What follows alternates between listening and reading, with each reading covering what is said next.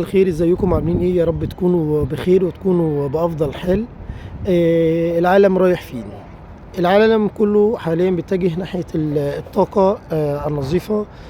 من 10 15 20 سنة كان حصل تطوير جامد جدا في موضوع البطاريات.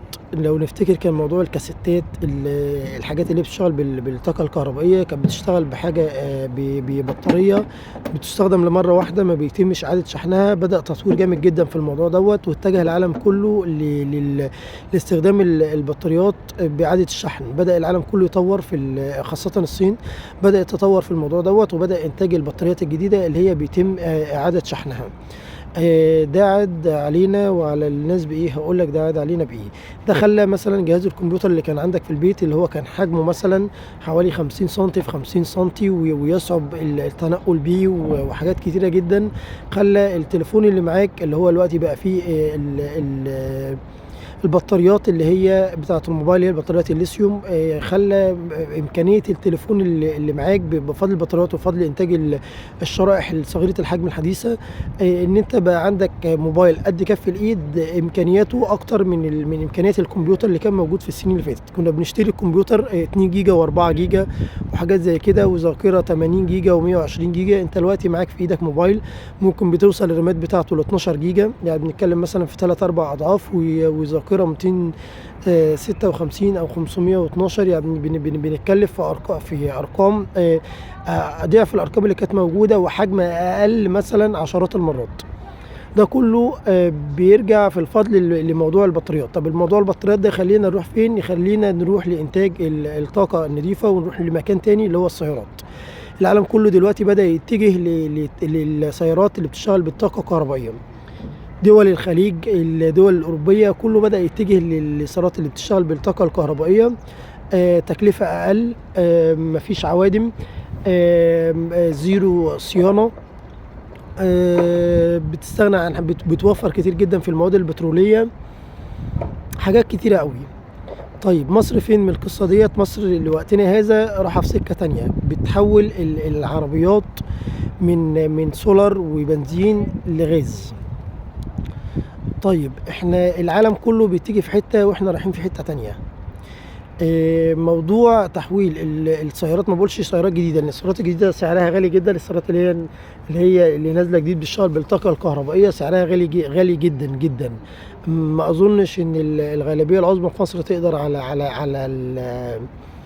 على ثمنها. احنا في عندنا نقطة لو استغليناها تفرق معانا كتير جدا. 2014 كان عندنا عجز في الطاقة الكهربائية. لما كانت الكهرباء بتقطع كان عندنا عجز تقريبا يومي حوالي 6000 واط. احنا بعد السنين دي كلها وبعد المحطات اللي اتعملت وبعد كده بقى عندنا فائض يومي حوالي 13000 واط من الطاقة الكهربائية. خد بالك الفائض بتاع الطاقة الكهربائية يصعب تخزينه. يعني اللي احنا لو احتاجنا حتى نخزنه ببطاريات فهنحتاج عدد مهول من البطاريات وتكلفة كبيرة جدا. فانت عندك طاقة كهربائية كبيرة مهدرة، نقدر نستغلها في ايه؟ نقدر نستغلها في تحويل السيارات من الطاقة من البنزين والسولار لطاقة كهربائية. طيب نيجي بقى على ارض الواقع، الموضوع ده ممكن يتم ازاي؟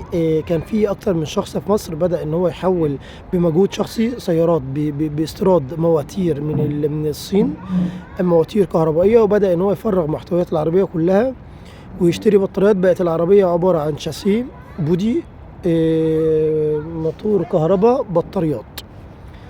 طيب ده هيعود علينا بايه لو الموضوع ده تم، او لو الحكومه بدات تدعم وتساهم في الموضوع دوت وتشارك؟ انت اولا لو الموضوع ده بدا يتطبق تدريجي زي موضوع الغاز، ان انت تجيب البطاريات، تجيب العربيات وتسمح باستيراد البطاريات دي بسعر مخفض، البطاريات والمواتير الكهرباء بسعر مخفض او بسعرها العادي، وتبدا تركب للناس البطاريات والحاجات ديت بالتقسيط. اللي هيفرق معاك الموضوع ده في ايه؟ اولا احنا بنستورد ب 12 مليار دولار سنويا نفط ومشتقاته، يعني اللي هو نفط وبنزين، سولار وبنزين وزيوت وحاجات زي كده. وبنستورد بحوالي 500 مليون دولار قطع غيار سيارات. طيب الموضوع ده هيعمل ايه؟ الموضوع ده هيخلي العربيه عباره عن موتور، تفتح الكبوت كده تلاقي فيها موتور من قدام، والموتور ده بينقل حركة منه للفتيس، لو هتشتغل على فتيس، او ينقل الحركة منه للكورونا لو هو هيشتغل دفع خلفي، او منه للعجلات بتاعت العربية، وتبدأ العربية تمشي على طول. مصدر الطاقة هو البطاريات الليثيوم اللي هي بتكون موجودة في العربية، وده مش هياخد حيز كبير ولا ياخد وزن كبير. هيعمل معانا ده ايه بعد كده؟ هيوفر اولا معاك زيوت، هيوفر معاك استهلاك للبنزين، هيوفر معاك قطع غيار وصيانة، هيقلل استهلاكك للبنزين، فبالتالي هيقلل احتياجك للدولار لاستيراد البترول والمشتقات البترولية. طب هتقول لي ده هيجي منين؟ احنا بالفعل عندنا فايض اصلا في الطاقة الكهربائية، وخد بالك فايض الطاقة الكهربائية في الغالب بيكون فايض مهدور يصعب تخزينه. طيب احنا دي ممكن تكون خطوة مبدئية لحد ما يتعافى الاقتصاد بتاعنا، ونقدر بعد كده نستورد السيارات اللي بالطاقة الكهربائية، وتكون في متناول الناس كلها ان هي تقدر تشتريها. طيب تكلفة القصة دي قد ايه؟